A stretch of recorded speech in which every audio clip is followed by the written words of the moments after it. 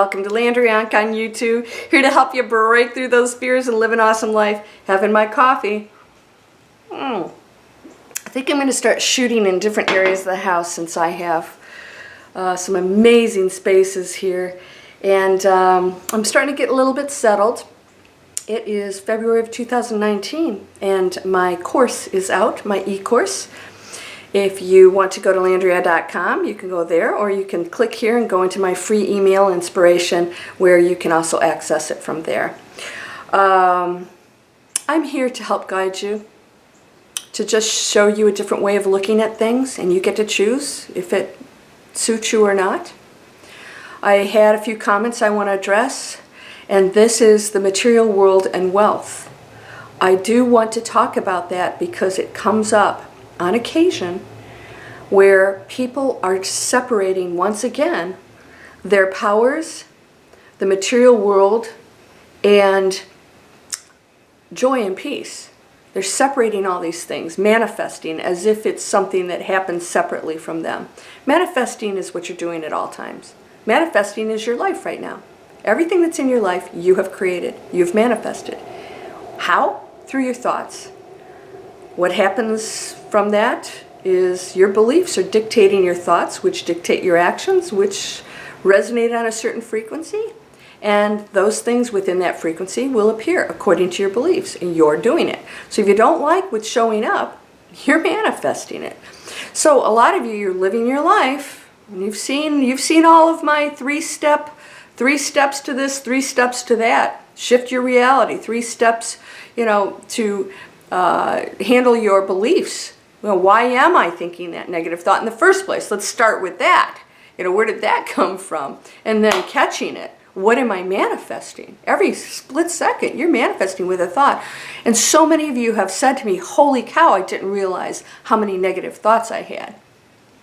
Now, I want to just mention a comment, and by the way, this person got it when I responded, but I wanted to shoot a video because I think it's really important. Someone said if somebody is wealthy, because I mentioned in a video before that there's a lot of wealthy people that, kill themselves.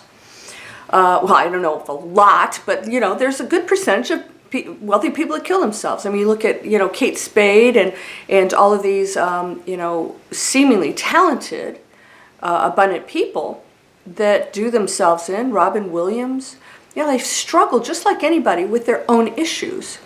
No wealth ever cured what's going on in here.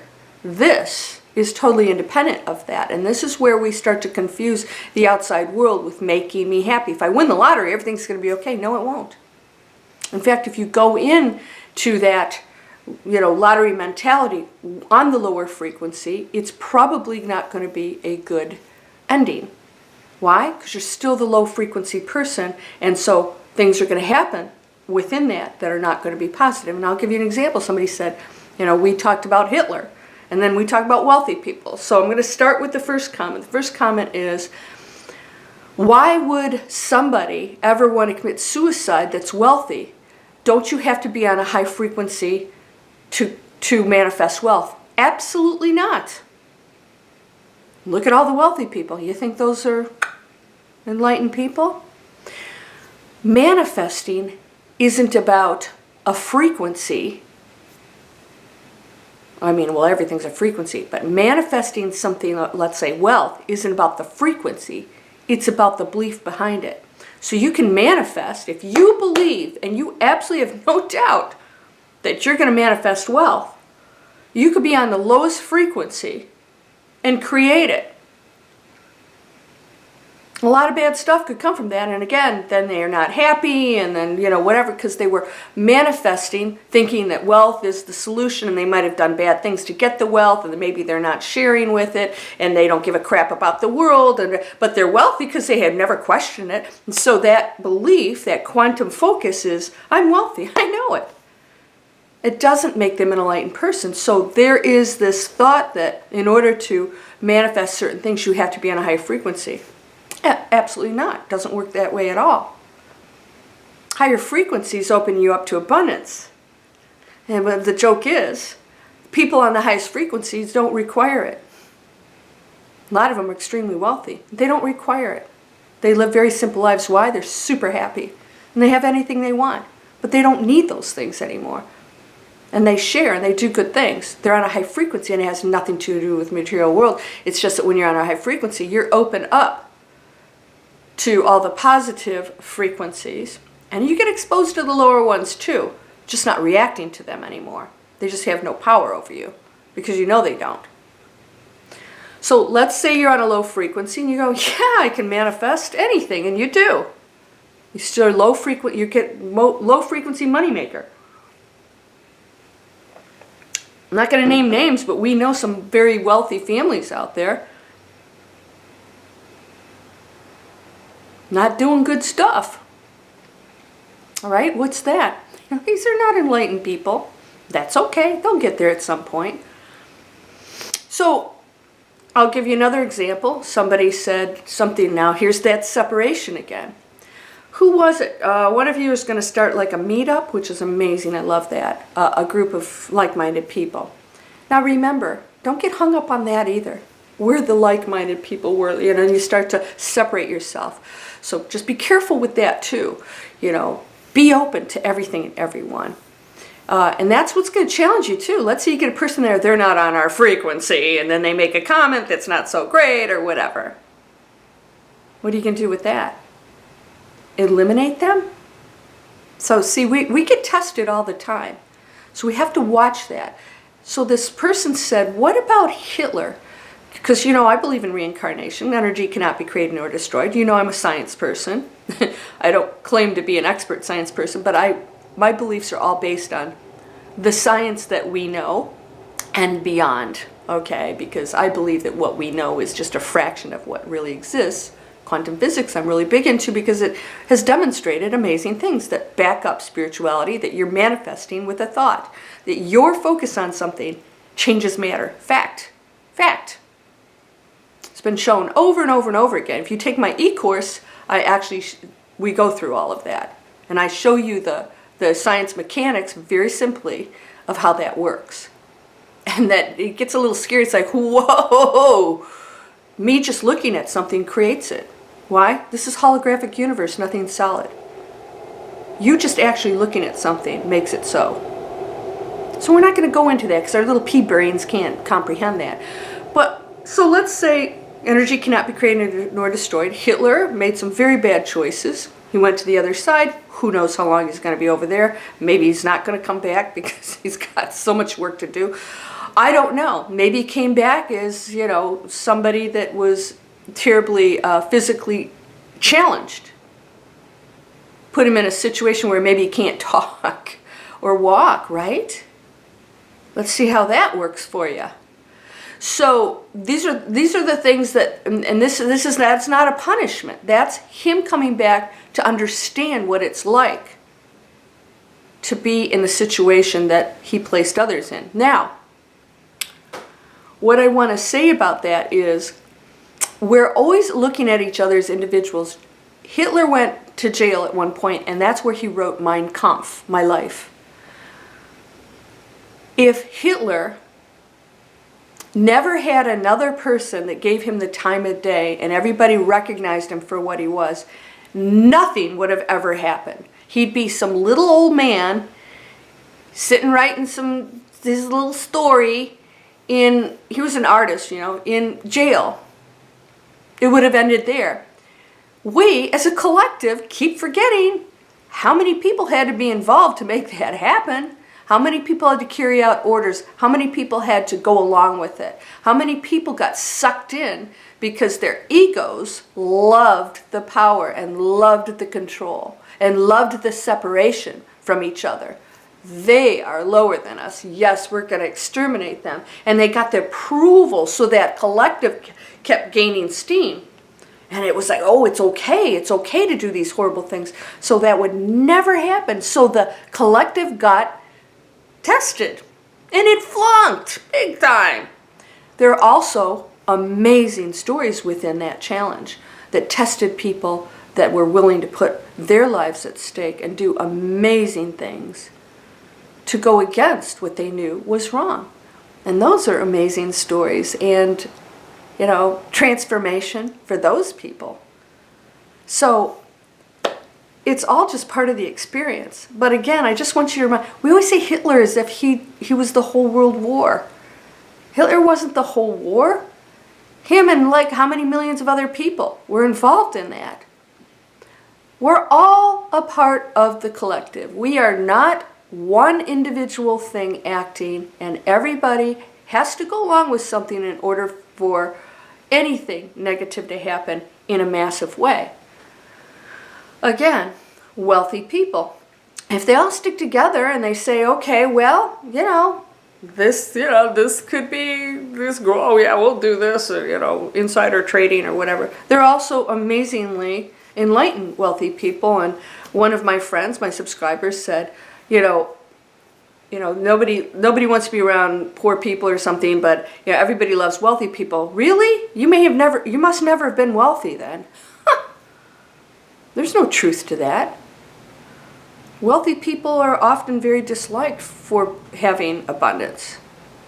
Why? Because they're people that don't have it, that resent it, that feel like they don't have power over it, which is ridiculous, and that's their own hang-up, and it's why they don't have abundance, because they separate themselves from those wealthy people who are bad, and they should give me money, and they should, right, there's that edge. I get that all the time.